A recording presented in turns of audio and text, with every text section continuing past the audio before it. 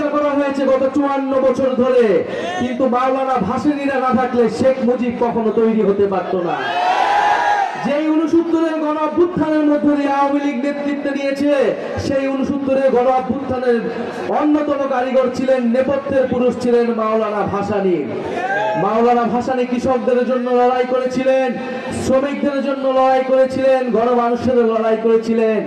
আমরা মাওলানা ভাসানীর সেই আদর্শকে ধারণ করে জাতীয় নাগরিক পার্টি বাংলাদেশকে এগিয়ে নিয়ে যেতে চাই।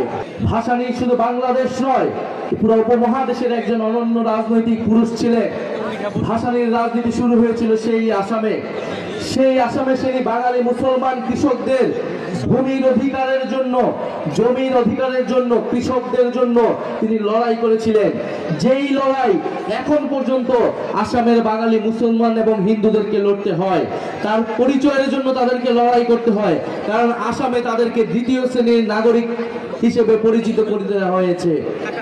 ফলে মাওলানা ভাসানী যেই লড়াই শুরু করেছিলেন আসামে, যেই লড়াই শুরু করেছিলেন এই টাঙ্গাইলে, যেই লড়াই শুরু করেছিলেন এই পূর্ববঙ্গে, সেই লড়াই কিন্তু আজও প্রাসঙ্গিক।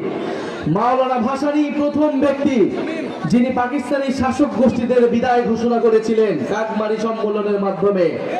তিনি প্রথম রাজনৈতিক ব্যক্তি যিনি বুঝেছিলেন পাকিস্তানি শাসক গোষ্ঠীর সাথে আমাদের থাকা সম্ভব নয়।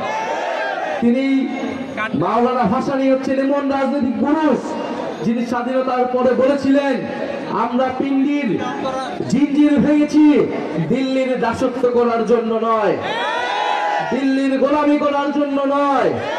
তিনি একাধারে ব্রিটিশ উপনিবেশের বিরুদ্ধে লড়াই করেছিলেন, পিণ্ডির আধিপত্যবাদের বিরুদ্ধে লড়াই করেছিলেন, দিল্লির আধিপত্যবাদের বিরুদ্ধে লড়াই করেছিলেন। মাওলানা ভাসানী আমাদের ফারাক্কা লং মার্চে নেতৃত্ব দিয়েছিলেন। আমাদের যে নদীর অধিকার, পানির অধিকারের জন্য যে আমাদেরকে লড়াই করতে হবে, সেই লড়াইয়ের সূচনা করেছিলেন মাওলানা ভাসানী। আমরা এমন একটা বাংলাদেশ চাই যেখানে কৃষকদের ন্যায্য অধিকারটা আমরা আদায় করতে পারবো। সার্জিস আলম তাঁত শিল্পের কথা বলেছেন। এই টাঙ্গাইলের শাড়ি, যেই শাড়ি জামদানির মতো বিখ্যাত, মসলিনের মতো বিখ্যাত, সেই টাঙ্গাইলি শাড়ির জিআই প্রোডাক্ট নিয়েছে ভারতের পশ্চিমবঙ্গ। টাঙ্গাইল শাড়ি নামে কিভাবে ভারতে জিআই প্রোডাক্ট নিতে পারে, এই প্রতিবাদ আমরা তখনও জানিয়েছিলাম। মাত্র 2-3 বছর আগে এই ঘটনা ঘটেছে। কেন ঘটেছে? কারণ আমাদের দেশের সরকার, আমাদের দেশের মানুষ টাঙ্গাইল শাড়িকে, তাঁত শিল্পকে পৃষ্ঠপোষকতা করতে পারে নাই, পুরা বিশ্বের বুকে তুলে ধরতে পারে নাই। আমাদের যে জাতীয় সম্পদ, তার মর্যাদা আমরা দিতে পারি নাই। টাঙ্গাইল শাড়ির জিআই প্রোডাক্টের সত্ত্ব কখনোই ভারত নিতে পারে না, অবিলম্বে তা প্রত্যাহার করতে হবে। আমরা এই দাবি জানিয়ে গেলাম। আমরা তাঁত শিল্পকে পুনরুদ্ধার করতে চাই, আমরা কৃষকদেরকে নতুন করে সংগঠিত করতে চাই, কারণ আমরা জানি কৃষকরা বাঁচলেই দেশ বাঁচবে। আমরা বাংলাদেশে খাদ্য সার্বভৌমত্ব অর্জন করতে চাই, কারণ আমরা কি উৎপাদন করি, কিভাবে তা বন্টন হবে এবং কৃষকরা ন্যায্য মূল্য পাবে কিনা, এর উপরে নির্ভর করবে বাংলাদেশের ভবিষ্যৎ।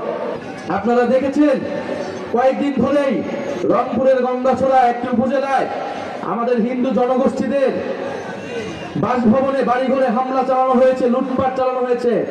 আমরা তীব্র নিন্দা জানাই। ধর্ম অবমাননার অভিযোগে আমাদের নবীজিকে সেখানে কটূক্তি করা হয়েছে। আমাদের নবীজিকে যদি কেউ কটূক্তি করে, আমাদের ধর্মকে যদি কেউ অবমাননা করে, আমরা অবশ্যই তার বিচার চাই।